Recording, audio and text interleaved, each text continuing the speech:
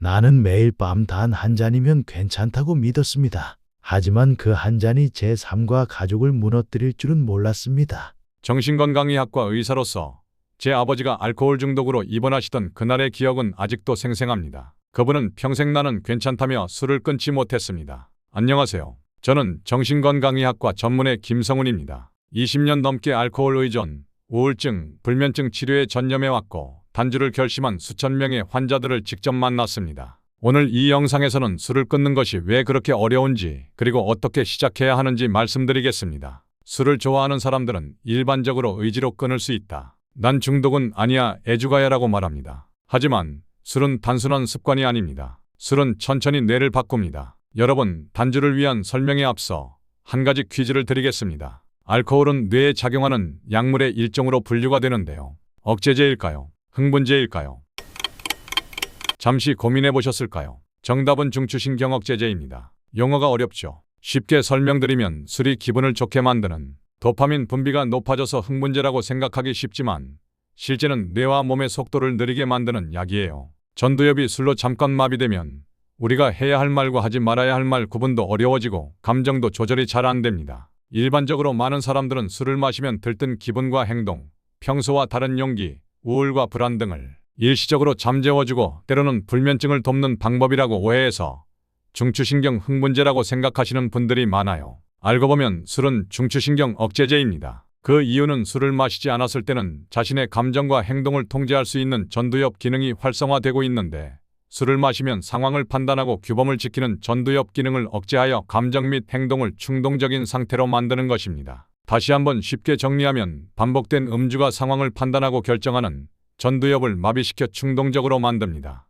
혼자 술은 더 심각합니다. 연구에 따르면 혼자 술 마시는 사람은 더 자주, 더 많이 마시며 의존으로 빨리 발전합니다. 술을 끊기 위해서는 실제 사례를 들어서 설명해 드리도록 하겠습니다. 오늘은 단순한 의지 문제가 아닌 뇌의 구조와 감정의 회피로 인해 반복되는 음주 패턴을 어떻게 끊을 수 있는지 그리고 실천적으로 어떤 행동을 해야 하는지에 대해 말씀드리겠습니다. 1단계, 술을 마시는 이유를 직면하세요. 나는 왜 술을 마시는가? 이 질문이 단주의 시작입니다. 스트레스를 받을 때마다 한 잔, 그게 위안이었죠. 서울 강동구에 사는 58세 김진수 씨. 하루 한 잔이면 괜찮겠지 하며 20년 넘게 음주를 해왔습니다. 주말이면 소주 2병에 맥주 한 잔까지 곁들이던 흔한 직장인의 음주 루틴이었죠. 하지만 병원에서 간경변 진단을 받고 나서야 깨달았습니다. 살고 싶다는 마음이요. 간경변에서 점차 진행되어 간암으로 사망에 이를 수 있다고 하더군요. 무서웠습니다. 왜 습관처럼 마시게 됐을까? 곰곰이 생각해봤습니다. 처음엔 스트레스 때문이었죠. 그런데 이상하게도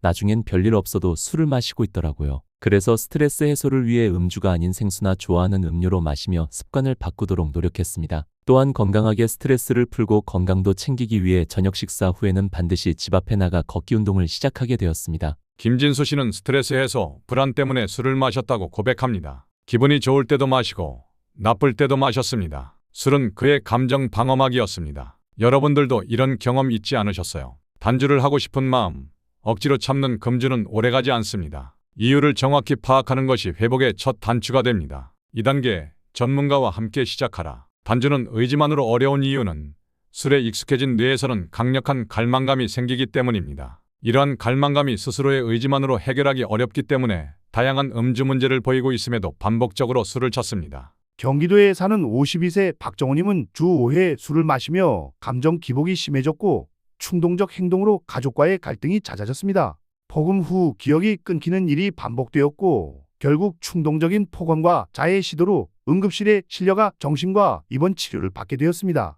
이런 사례처럼 장기간 반복된 음주 패턴으로 박 씨의 뇌는 술에 길들여진 고위험 음주자로 전문가의 개입이 필수입니다. 초기 단주를 시도할 때 손떨림, 불면, 불안, 환청 등의 금단 증상은 전문가의 약물과 해독 치료가 반드시 필요합니다. 또한 강한 갈망감을 낮춰주는 약물 치료는 갈망 억제 및 거부감 유도에 효과적입니다. 또한 음주를 반복하게 되는 이유를 해결하기 위해 인지행동 치료, 재발 방지 훈련, 동기 강화 치료 등의 심리 치료는 근본적 변화의 핵심이 됩니다. 혹시 여러분도 술을 끊어보려 노력했지만 한 잔만 먹고 싶다는 강력한 갈망감을 느끼신 적이 있으신가요? 있다면 댓글로 적어주세요. 3단계, 술을 대체할 루틴을 만들어라. 금주는 결핍이 아닙니다. 회복이고 재구성입니다. 의정부에 사는 48세 천동열 씨는 매일 저녁 혼술을 하던 습관을 헬스장, 단백질 쉐이크, 시사, 서적 읽기로 바꾸었습니다.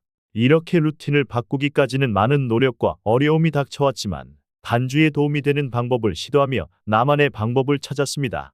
단주에 도움이 되는 한 번째는 저녁 시간대, 식사 시간을 평소보다 앞당겨 먹거나 장소를 달리하는 방법을 시도했었고, 두 번째는 전문의 선생님의 말씀으로 배가 고프면 음주하고 싶은 마음이 올라오기 때문에 균형 잡힌 양질의 식사를 충분히 먼저 하라고 하셨습니다.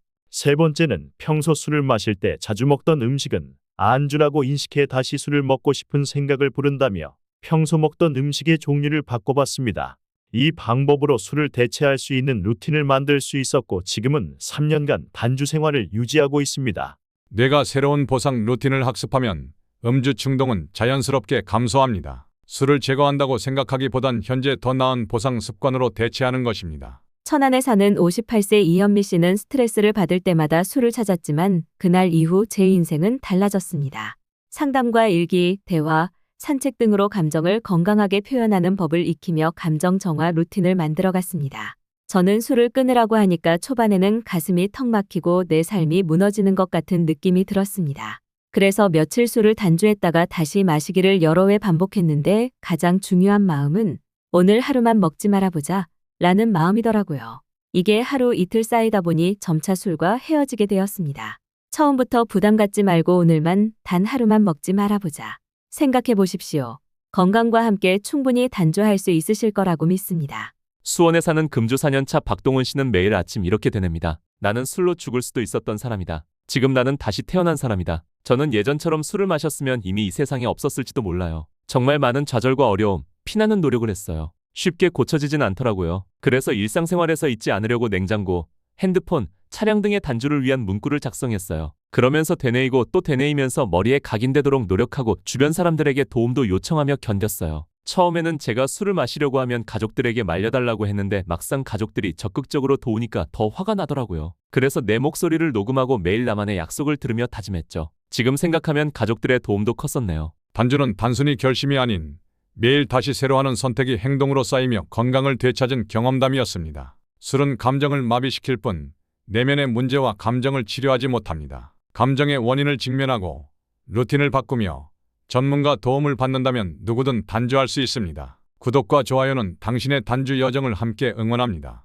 술을 끊었는데도 여전히 밤에 잠을 이루기 어렵다면 수면 회복 루틴이 필요한 시기일 수 있습니다. 다음 영상에서는 불면증을 다룰 예정입니다.